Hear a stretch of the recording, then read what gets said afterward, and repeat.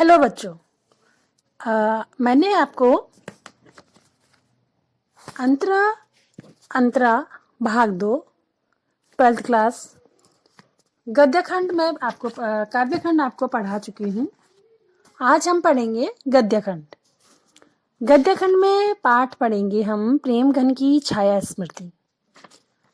प्रेमघन की छाया स्मृति, इसके लेखक हैं रामचंद्र शुक्ल। जी हैं और यह पाठ जो है एक संस्मरण है। संस्मरण कहते हैं किसी की याद में लिखा हुआ कोई निबंध, कोई लेख, उसको संस्मरण कहते हैं। तो जैसे इसमें नाम से ही पता चल रहा है कि प्रेमघन की छाया स्मृति मतलब याद। प्रेमघन बद्री नारायण चौधरी प्रेमघन, ये पूरा नाम था कवि का। जिनका प्रेमघन जो था वो उपनाम था, जिनकी याद में लेखक ने ये निबंध लिखा हुआ है संस्मरण के रूप में। तो इसमें प्रेमघन की छाया स्मृति हिंदी विषय की पुस्तक में पढ़ने को मिलता है। यानी कि इस पाठ में हमें पढ़ने को मिलता है कि जो आचार्य रामचंद्र शुक्ल द्वारा लेखक बद्री नारायण चौधरी प्रेमघन से बचपन में पहले मुलाकात का स्मरण स्वरूप है। उनसे उनकी जो मुलाकातें हुई, फिर उन्होंने अपने शुक्ल जी ने फिर अपने बचपन की बातें बताई। फिर उन्होंने बताया कि जो उनका परिवार था उसमें साहित्य का बहुत ज्यादा बोलबाला था, है ना। तो जिसमें उनकी उत्सुकता और कवि की वेशभूषा आदि का बड़ी ही बाल मनोविज्ञान पर आधारित छवि प्रस्तुत करने का प्रयत्न किया गया है। चलिए थोड़ा सा लेखक का परिचय पढ़ लेते हैं। लेखक का नाम आचार्य रामचंद्र शुक्ल, जैसे मैंने पहले बताया आपको। जन्म स्थान 1884 उत्तर प्रदेश, अगोना गांव। प्रारंभिक शिक्षा उनकी उर्दू, अंग्रेजी और फारसी में हुई, मगर इंटरमीडिएट तक ही विधिवत पढ़ पाए वो, यानी 12वीं तक ही पढ़ पाए। बाद में स्वयं के प्रयासों से संस्कृत, अंग्रेजी, बंगला और हिंदी के अन्य प्राचीन विषयों में उन्होंने ज्ञान अर्जित किया। अध्यापन कार्य काशी हिंदू विश्वविद्यालय में हिंदी के प्राध्यापक रहे। हिंदी विभाग के अध्यक्ष पद पर रहे।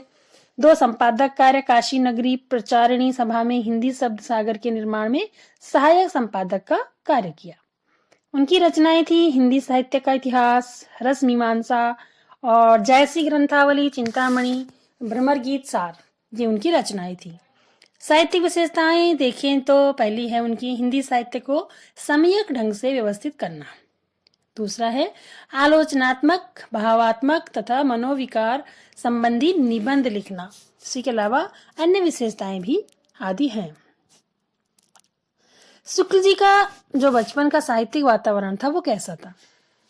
शुक्ल जी को बचपन में घर में साहित्यिक वातावरण मिला क्योंकि उनके पिता फारसी भाषा के अच्छे ज्ञाता थे तथा पुरानी हिंदी कविता के प्रेमी भी थे। वह प्रायः रात्रि में घर के सब सदस्यों को एकत्रित करके रामचरितमानस तथा रामचंद्रिका को पढ़कर सुनाया करते थे। भारतेंदु हरिश्चंद्र के नाटक उन्हें अत्यंत प्रिय थे और बचपन के कारण शुक्ल जी सत्य हरिश्चंद्र नाटक के नायक राजा हरिश्चंद्र तथा भारतेंदु हरिश्चंद्र में अंतर समझ नहीं पाते थे।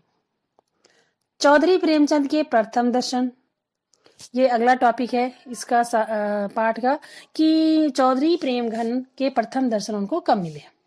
प्रेमघन से मिलने के लिए लेखक शुक्ल जी ने बच्चों की टोली एकत्रित की और उसमें प्रेमघन के घर को जानने वाला बालक आगे आगे नेतृत्व करता हुआ चल रहा था। उसके पीछे सभी साथी चल रहे थे। रास्ते में शुक्ल जी कौतुक भरी निगाहों से उस राह तथा उसमें पड़ने वाले सभी दृश्यों को बारीकी से अध्ययन करते हुए चल रहे थे। उनके मन में आज चौधरी प्रेमघन से मिलने की तीव्र उत्कंठा थी। पिता की बदली मिर्जापुर में होने पर अपने घर से प्रेमघन के घर की निकटता रहने के कारण शुक्ल जी को अपनी मित्र मंडली के साथ उन्हें प्रथम दर्शन हुए, जिसमें लता प्रधान के बीच मूर्तिवत खड़े, कंधों पर बाल बिखरे और एक हाथ ब्रह्मदेव के खंबे पर था। तो ये तो थी उनकी पहली मुलाकात जो प्रेमगंज जी से हुई।